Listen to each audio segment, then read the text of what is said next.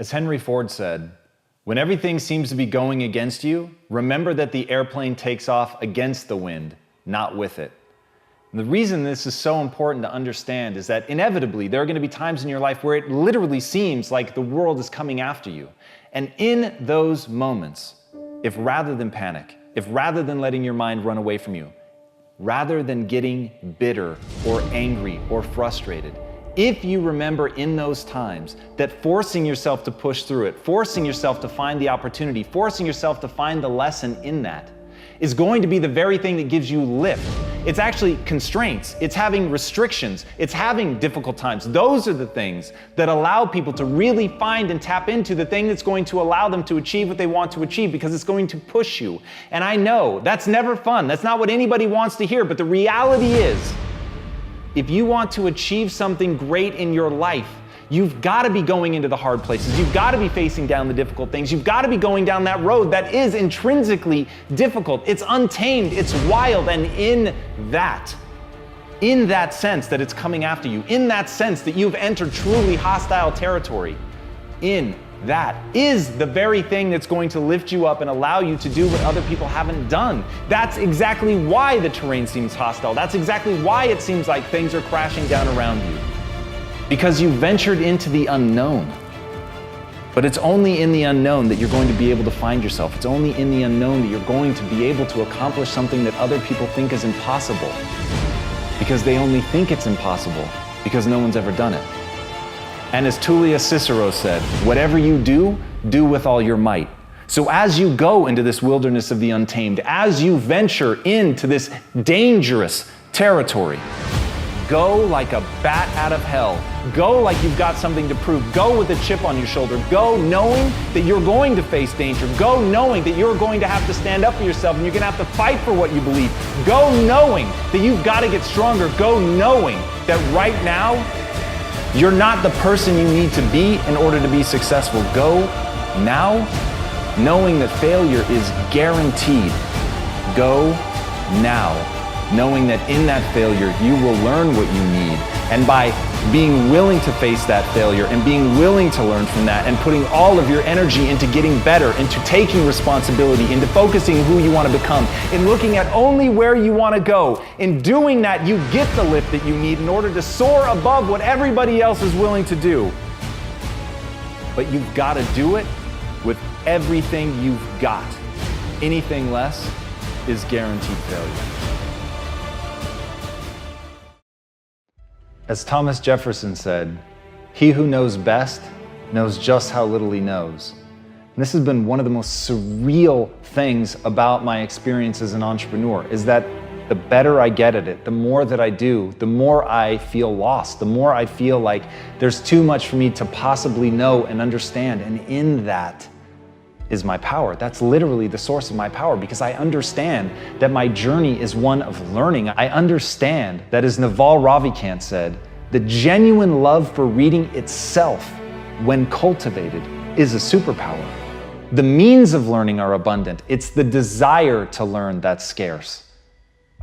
But if you have that desire, if you cultivate that desire to learn, if you accept that you're in this big world that is far too big for you to understand every piece of it, but in recognizing that you don't understand it all and putting yourself on this quest to learn obsessively, to get better, to fall in love with the actual process of gaining knowledge, if you stay hungry for that at all times and you don't calcify your thoughts into dogma, but rather stay fresh, stay naive, stay hungry and foolish to really learn and grow, then you actually obtain power. And this is the part I want people to understand. Look past the words and hear what I'm really saying.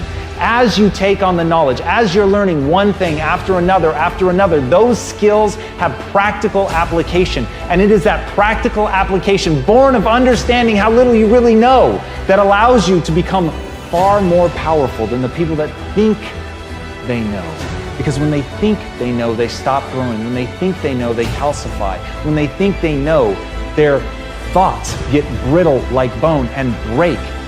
But when you think you know nothing, when you think you have to learn everything, when you're really just trying to figure out if something works, if it gets you the result, then those skills become real, they become tested, by what you're doing. They are boundless because you're always trying to find that next thing. You're never self-satisfied. You're never self-congratulatory. You're simply asking, where do I want to go? What skills do I need to acquire to get there? And knowing that each one of those that you get, brick by brick by brick, builds a real path to where you want to go. So fall in love with the idea that you know nothing. Fall in love with the idea that learning is a superpower. Fall in love with that hunger.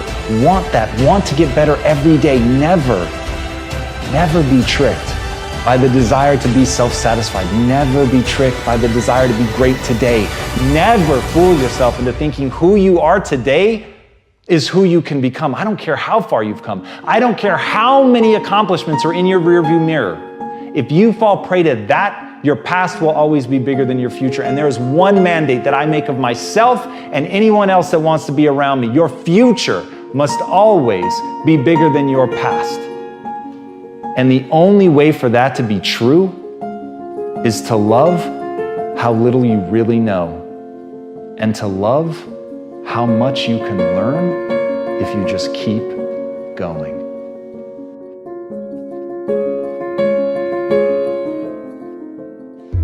As Oprah Winfrey said, what you dwell on is what you become.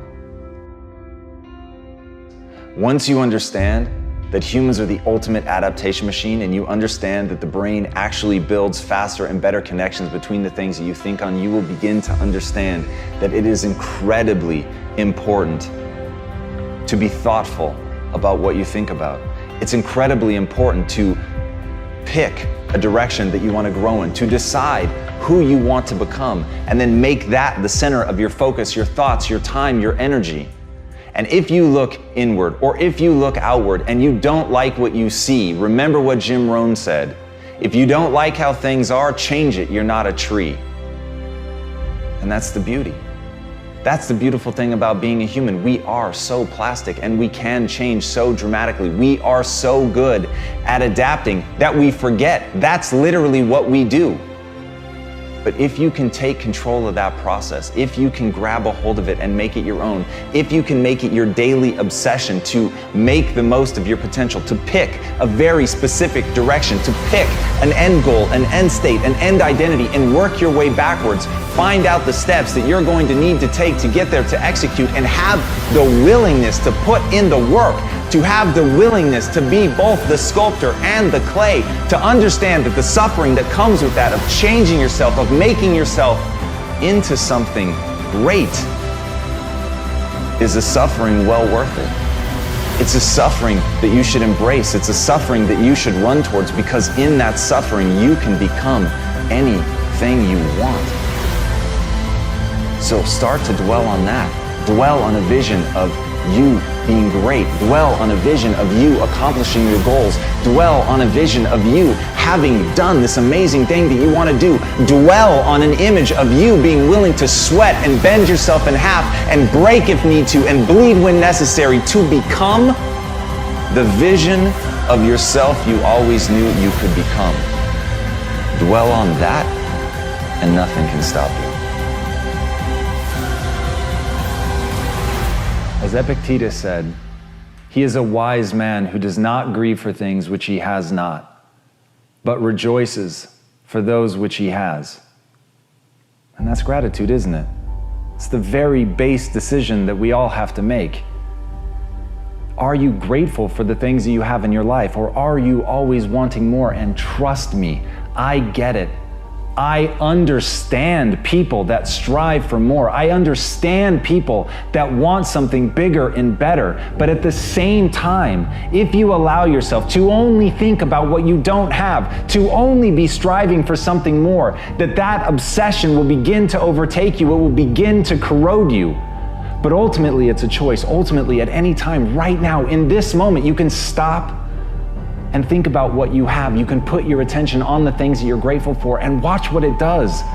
Watch what it does in that instance, the way that it changes you, the way that it changes your chemistry, your feelings in a moment can shift from negative and dark to beautiful with nothing else changing around you, nothing but you deciding that you're going to focus on the things you're grateful for. Nothing but deciding that there are things in your life to be grateful for. And that is a decision. No matter what is happening in your life at any moment, right now, in the depths of a depression, in something going on terribly in your life, you could choose right now to think about the things you're grateful for. The breeze, a smile from somebody kind, a stranger who holds open a door for you, anything. But it's a choice. And as Einstein said, there are only two ways to live your life. One is as though nothing is a miracle. The other is as though everything is a miracle. And what choice are you making? What are you choosing to focus on right now? Do you let gratitude fill you up or not? And here's the critical part, and I want you to listen to this really well.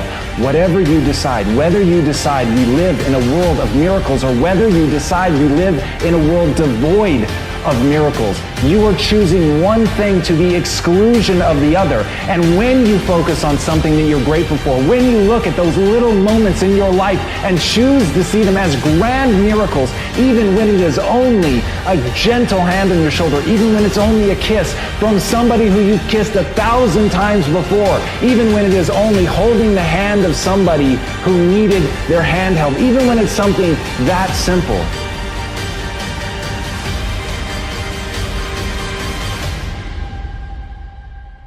it really is a miracle, that it really is something that can fill you. It really is something that will change your chemistry, bring a connection between two people, allow you to see a grander vista, or even just open a window and look out at the world and realize that you're alive, that this is all a miracle, that none of this is guaranteed, that every breath you take could be your last. And in that, you can choose to cherish what you have. In that, you can decide to focus on that you have a breath to take. And even when it's something that simple, when you train your mind to do that, when you train yourself to decide to see the beauty in that, then nobody can ever take it away from you. And no matter where you are, no matter what's going on in your life, you'll be able to rise up and feel the beauty that is being alive. So take a minute at the worst times in your life and focus on the things that you're grateful for.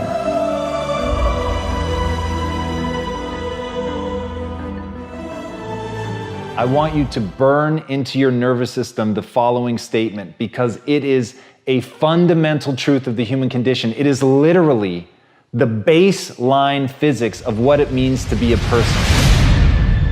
As Earl Nightingale said, we become what we think about. And that's an idea that I want you to hold firmly in your mind. That's something that I really want you to internalize. I really want you to stop right now, whatever you're doing, I want you to stop, lean into this video and listen to what I'm saying. You will become what you think about. Really think about that for a second, as if it wasn't just a phrase, as if it's more than just words, as if it were a truth about how the brain works, because it is. You're going to become the thing that you think about. And I know that you're dwelling on a lot of negative shit. I know that you're carrying a lot of baggage with you. And I know that as you think about how things might go wrong, that you believe to the core of your being that you're just planning for the hard times. But the truth is, you're going to become those things that you fear. You're going to become the things that you dread. If you're thinking about all the things that you've done wrong in the past, you are going to simply continue that cycle. But if, on the other hand, and let this be true, let this ring in your ears with the weight of everything that I carry, if I've ever added an ounce of value to you, if anything I have ever said has seemed remotely true, believe that these are the most important words I'm ever going to say to you. If you begin to focus on positive things, if you begin to focus on your capabilities, if you begin to focus on the potential that you have, if you really dig in, build those skills, drive towards something beautiful, something amazing, something that leaves you in awe, that you want to create, that you want to become the vessel for that, then you will become that thing, because you will take those steps, because you become what you think about. And as Mark Twain said, 20 years from now, you'll be more disappointed by the things that you didn't do. So if you don't take those steps, if you don't focus on those things, if you don't manifest what you want to become, if you don't believe in it, if you don't see how real it could be, if you can't picture the version of yourself that you want to become, and even though people have told you that it's not possible for you, that the things you did in the past are never going to allow you to do that, that you're not smart enough, if you let that creep into your mind, then that's what's going to happen. But if you can see that vision, if you can allow yourself to believe it, then you're going to take the steps that you need to execute against that. And if you go out there and do those things, you won't regret it, but you will regret it if you don't. So get out right now and build the person you want to be so you can have the life you want to have.